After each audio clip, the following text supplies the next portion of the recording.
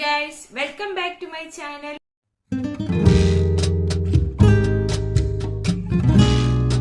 ഞാൻ ഇന്ന് വന്നിട്ടുള്ളത് ഹാനിയുടെ ഹൈറേറെ സമയത്ത് കുറെ പേര് ആൺകുട്ടിയാണെന്നും പറഞ്ഞിട്ടുണ്ടായിരുന്നു, കുറെ പേര് പെൺകുട്ടിയാണെന്നും പറഞ്ഞിട്ടുണ്ടായിരുന്നു.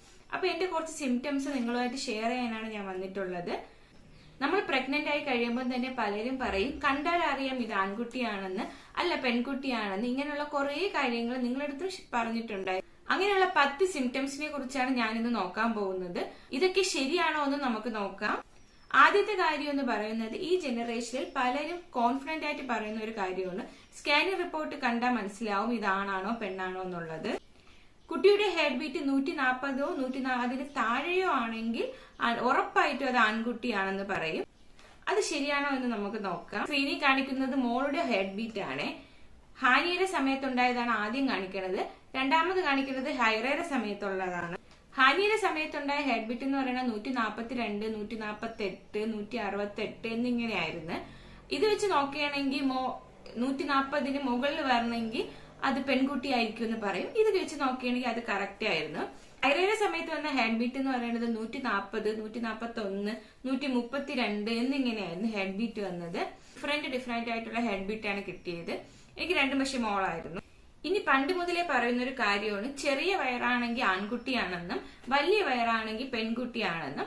ഇതെങ്ങനെ എന്റെ കാര്യത്തിൽ ശരിയായിട്ടുണ്ടെന്ന് നമുക്ക് നോക്കാം. എന്റെ കാര്യത്തിൽ ഇത് കറക്റ്റ് ആയിരുന്നു. എനിക്ക് വലിയ വയറായിരുന്നു. ഹാനിയുടെ സമയത്ത് ഹൈറയുടെ സമയത്ത് രണ്ടുപേർക്കും എനിക്ക് ഒരുപോലെ വലിയ വയറ് തന്നെയായിരുന്നു. അത് കഴിഞ്ഞ് പറയുന്ന കാര്യമാണ്, ആൺകുട്ടിയാണെങ്കിൽ സ്കിന്ന് ഭയങ്കര ഡ്രൈ ആയി പിഗ്മെന്റ് ആയിരിക്കുമെന്ന്, പെൺകുട്ടിയാണെങ്കിൽ സ്കിന്ന് നല്ല ഗ്ലോ ആയി ഭയങ്കര ഭംഗി വെക്കുമെന്നൊക്കെ എല്ലാരും പറഞ്ഞു കേട്ടിട്ടുണ്ട്. അത് എന്റെ കാര്യത്തിൽ ശരിയാണ്. സ്കിന്ന് നല്ല ഗ്ലോ വെച്ചു. ഞാൻ സ്കിൻ കെയർ ഒന്നും അങ്ങനെ ചെയ്യാറേ ഇല്ലാത്ത ഒരാളാണ്, പക്ഷെ എന്റെ സ്കിന്ന് നല്ല ഗ്ലോ വെച്ചിട്ടുണ്ടായിരുന്നു. അപ്പൊ ഇത് എന്റെ കാര്യത്തിൽ ശരിയാണ്. ഇനി അടുത്ത കാര്യം, ആൺകുട്ടിയാണെങ്കിൽ ഹെയർ ഗ്രോത്ത് നന്നായിട്ടുണ്ടാവും, പെൺകുട്ടിയാണെങ്കിൽ ഹെയർ നല്ല ഡ്രൈ ആവും എന്നൊക്കെ പറഞ്ഞു കേട്ടിട്ടുണ്ട്.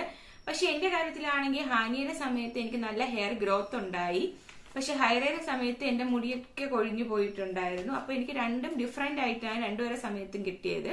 അപ്പൊ ഇതിൽ ഏതാണ് ശരിയെന്ന് എനിക്ക് കറക്റ്റ് പറയാൻ പറ്റൂല. അടുത്തതായി എല്ലാരും പറയുന്നത് ഫുഡിന്റെ താല്പര്യത്തെ കുറിച്ചാണ്. ആൺകുട്ടിയാണെങ്കിൽ എരിവിനോടും പുളിയോടും ഒക്കെ താല്പര്യം കൂടുമെന്ന് എല്ലാരും പറയും. പെൺകുട്ടിയാണെങ്കിൽ സ്വീറ്റ്സിനോടൊക്കെ താല്പര്യം കൂടുതലായിരിക്കും. എന്റെ കാര്യത്തിൽ ഹാനിയുടെ ടൈമിൽ എനിക്ക് ഫസ്റ്റ് 4 മന്ത് ഒക്കെ നല്ല വോമിറ്റിംഗ് ഒക്കെ ഉണ്ടായിരുന്നു. അതുകൊണ്ട് ആ സമയത്ത് എനിക്ക് ഒന്നിനോടും താല്പര്യമില്ലായിരുന്നു. അത് കഴിഞ്ഞ് എനിക്ക് എരിവിനോടും പുളിയോടും ഒക്കെ ആയിരുന്നു ഒരുപാട് താല്പര്യം ഉണ്ടായിരുന്നത്. ഹൈറയുടെ സമയത്ത് എനിക്ക് വോമിറ്റിംഗ് ഒന്നും ഇല്ലായിരുന്നു, പക്ഷെ എനിക്ക് സ്വീറ്റ്സിനോട് നല്ല താല്പര്യം ഉണ്ടായിരുന്നു. അപ്പൊ എനിക്ക് രണ്ടും ഡിഫറെന്റ് ആയിട്ടാണ് കിട്ടിയത്. അപ്പൊ ഇത് ശരിയാണോ തെറ്റാണോ എന്ന് എനിക്ക് പറയാറിയില്ല. ഇനി വളരെ ശരിയാണെന്ന് എനിക്ക് തോന്നിയ ഒരു കാര്യമുണ്ട്, മൂഡ് സ്വിങ്സ്. എല്ലാരും പറയും ആൺകുട്ടിയാണെങ്കിൽ നമ്മൾ ഭയങ്കര ഹാപ്പി ആയിട്ടിരിക്കുമെന്ന്, മൂഡ് സ്വിങ്സ് ഒന്നും ഉണ്ടാവൂല എന്ന് പറയും. പെൺകുട്ടിയാണെങ്കിൽ ഭയങ്കര മൂഡ് സ്വിങ്സ് ഉണ്ടാവും എല്ലാരും പറയും. പെട്ടെന്ന് ചിരിക്കണം, കരയണം എന്നൊക്കെ തോന്നും. അത് എന്റെ കാര്യത്തിൽ ശരിയാണ്. എനിക്ക് രണ്ടുപേരുടെ സമയത്ത് നല്ല രീതിക്ക് മൂഡ് സ്വിങ്സ് ഉണ്ടായിരുന്നു. എനിക്ക് പെട്ടെന്ന് ദേഷ്യം വരും, സങ്കടം വരും, അങ്ങനെയൊക്കെ ആയിരുന്നു എനിക്ക്. അപ്പൊ എനിക്ക് നല്ല രീതിക്ക് മൂഡ് സ്വിങ്സ് രണ്ടുപേരുടെ ടൈമിനും ഉണ്ടായിരുന്നു. ഇനി പറയുന്ന ഒരു കാര്യം, ആൺകുട്ടിയാണെങ്കിൽ വോമിറ്റിംഗും മോർണിംഗ് സിക്നസ് ഒക്കെ കുറവായിരിക്കും, പെൺകുട്ടിയാണെങ്കിൽ നല്ല രീതിക്ക് വോമിറ്റിംഗും മോർണിംഗ് സിക്നസ് ഒക്കെ ഉണ്ടാവും എന്ന് എല്ലാരും പറയും. പക്ഷെ എന്റെ കാര്യത്തിൽ നോക്കിയാണെങ്കിൽ ഹാനിയുടെ സമയത്ത് എനിക്ക് 4 മന്ത് വരെ രാവിലെയും രാത്രിയും ഒന്നും ഇല്ലാതെ എനിക്ക് ഫുൾ വോമിറ്റിംഗ് ആയിരുന്നു. പക്ഷെ ഹൈറയുടെ സമയത്ത് എനിക്ക് വോമിറ്റിംഗേ ഇല്ലായിരുന്നു. എന്റെ കാര്യത്തിൽ ഇത് തെറ്റാണ്, കാരണം രണ്ടുപേർക്കും എനിക്ക് ഡിഫറെന്റ് ആയിട്ടാണ് വന്നത്. അടുത്ത കാര്യം, എല്ലാരും പറയും പെൺകുട്ടിയാണെങ്കിൽ കാലിൽ നീര് കാണില്ല, ആൺകുട്ടിയാണെങ്കിൽ കാലിൽ നീര് വരും എന്നൊക്കെ. പക്ഷെ എന്റെ കാര്യത്തിലാണെങ്കിൽ ഹാനിയുടെ സമയത്ത് എനിക്ക് ലാസ്റ്റ് മന്ത് ഒക്കെ ആയപ്പോൾ തന്നെ കാലിൽ നല്ല നീരുണ്ടായിരുന്നു, നടക്കാനൊക്കെ നല്ല ബുദ്ധിമുട്ടായിരുന്നു. പക്ഷെ ഹൈറയുടെ സമയത്ത് എനിക്ക് കാലിൽ നീരോ അങ്ങനത്തെ നടക്കാനുള്ള ബുദ്ധിമുട്ടോ അങ്ങനെയൊന്നും ഇല്ലായിരുന്നു. അപ്പൊ എനിക്ക് രണ്ടും ഡിഫറെന്റ് ആണ്. തന്നെ എനിക്ക് ഈ പറയുന്നത് തെറ്റായിട്ടാണ് തോന്നുന്നത്. 10ാമത്തെ കാര്യം എന്ന് പറയുന്നത്, എല്ലാവരും പറയും പെൺകുട്ടിയാണെങ്കിൽ വലതുവശം ചരിഞ്ഞു കിടക്കും, ആൺകുട്ടിയാണെങ്കിൽ ഇടതുവശം ചരിഞ്ഞു കിടക്കാനായിരിക്കും ഇഷ്ടമെന്ന്. പക്ഷെ എന്റെ കാര്യം നോക്കുകയാണെങ്കിൽ ഹാനിയുടെ സമയത്താണെങ്കിൽ എനിക്ക് ഇടതുവശം ചരിഞ്ഞു കിടക്കാൻ തന്നെയായിരുന്നു ഇഷ്ടം. അത് ചിലപ്പോൾ കറക്റ്റ് ആയിരിക്കും. പക്ഷെ ഹൈറയുടെ സമയം വന്നപ്പോൾ എനിക്ക് ഫുൾ സ്ട്രൈറ്റ് കിടക്കാനായിരുന്നു ഏറ്റവും കൂടുതൽ ഇഷ്ടം. ഇടതുവശം ചരിഞ്ഞു കിടക്കാനും വലതുവശം ചരിഞ്ഞു കിടക്കാനും എനിക്ക് ഇഷ്ടമില്ലായിരുന്നു.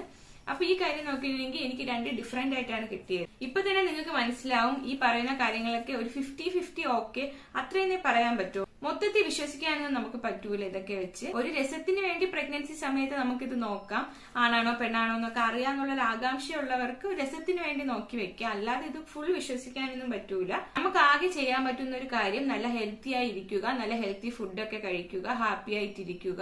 ബാക്കിയെല്ലാം ദൈവത്തിന്റെ കയ്യിലാണ്. നല്ല ആരോഗ്യമുള്ള കുഞ്ഞിനെ കിട്ടാനായിട്ട് പ്രാർത്ഥിക്കുക. ഇതൊക്കെയാണ് നമുക്ക് ചെയ്യാൻ പറ്റുന്നത്. അപ്പൊ ഇന്നത്തെ വീഡിയോ ഇതാണ്.